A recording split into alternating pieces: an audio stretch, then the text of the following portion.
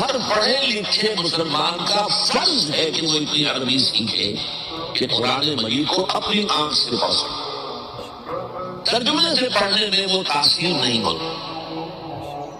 آپ جو ہے ترجمے سے اگر پڑھیں گے تو گویا کہ آپ مترجم کی آنکھ سے پڑھ رہے ہیں۔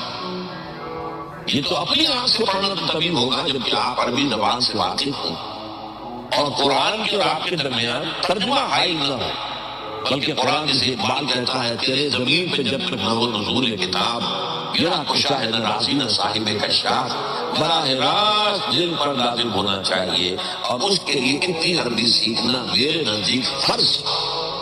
اور کیجئے آپ نے ایم اے کیا ہے، بی اے کیا ہے، بی اے کیا ہے، اور تعلیم حاصل کی ہے، ڈاکٹری پڑھی ہے، اور عربی اتنی نہ سیکھ سکے کہ قرآن مجید کو پڑھ سکے، کیا جواب دیں گے اللہ تعالیٰ کے سامنے حاضر ہوئی؟